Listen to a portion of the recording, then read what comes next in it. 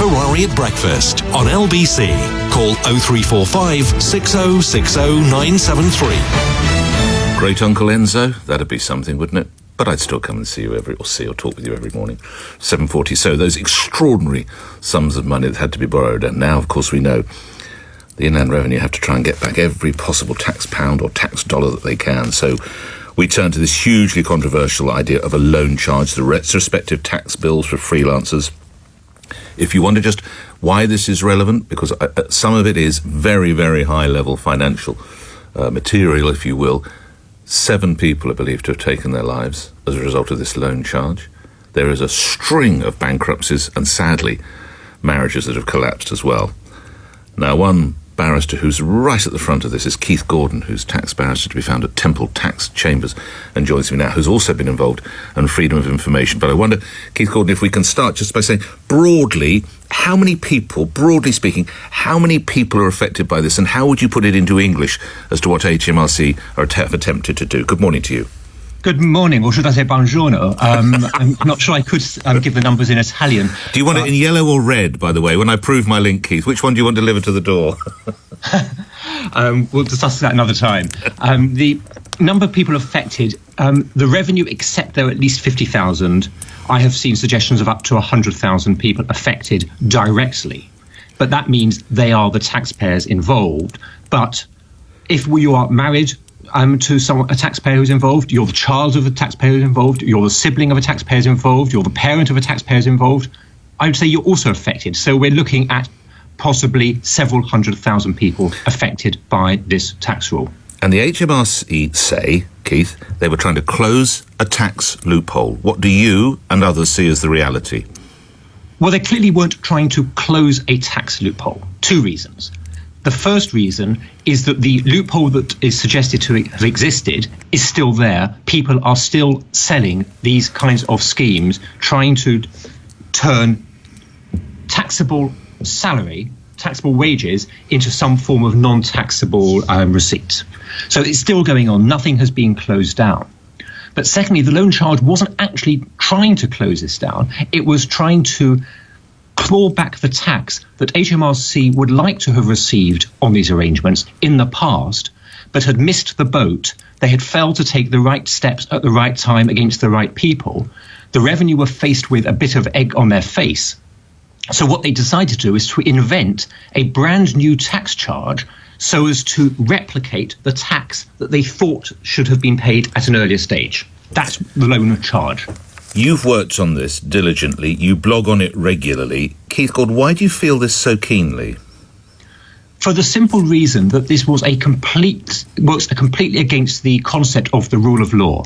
People are entitled to have certainty in their tax position and not have an arrangement they entered into which was not taxed in a particular way at a particular time. Suddenly, several years later, and when the loan charge was first announced, it was going to be 20 years later. It's been reduced to 9 years later. But effectively, a new charge arising in respect of historical transactions. Secondly, the loan charge effectively stops people having even the right to challenge the original arrangements in court. It's effectively the revenue say, well, you can go to court if you want, but we're going to get our money anyway, so there is no point. Now, there's a major development. There's an email from Jim Harra. I have to explain, he's the chief executive of HMRC. You've had sight of it. Where does this take you in this particular case, would you say, Keith? It just further piles the embarrassment on the government about this whole debacle. And the word debacle, although I have used it, in fact, Jim Harra used it in his own correspondence to his colleagues. He called the loan charge a debacle. He also showed that there was a complete lie in the standard government spin about, well, the law was always clear. And there was a rather unfortunate irony here.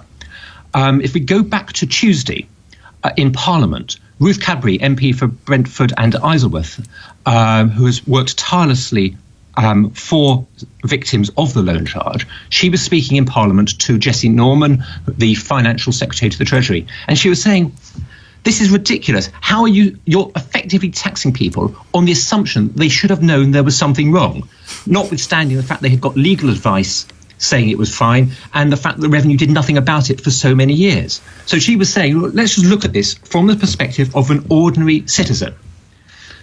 Jesse Norman, in response, I will use his actual words, I think that her remark was dripping with condescension towards the ordinary taxpayers of the country.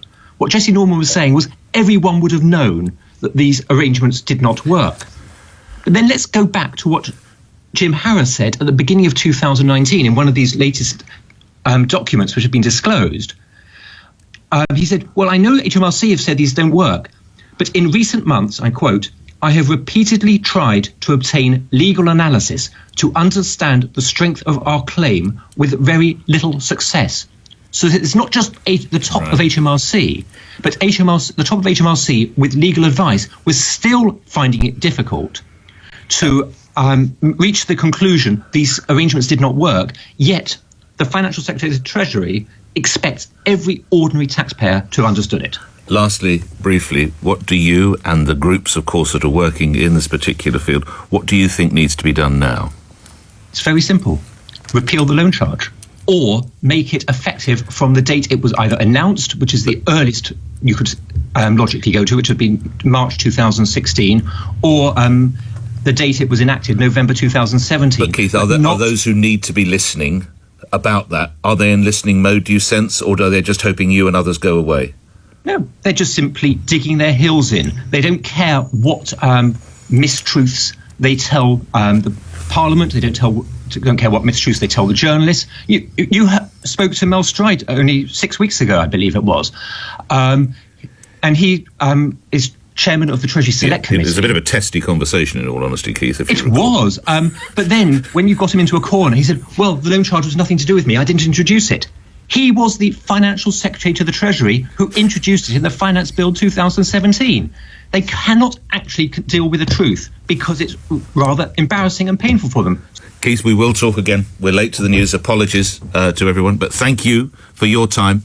We won't let this story go, Keith, not just because of your position in the field as a professional, but for the families, as I say, of those who, sadly, in some instances have taken their lives or businesses have collapsed. Keith Gordon, tax barrister at Temple Tax Chambers, 7:47 LBC News Headlines, Thomas Watts.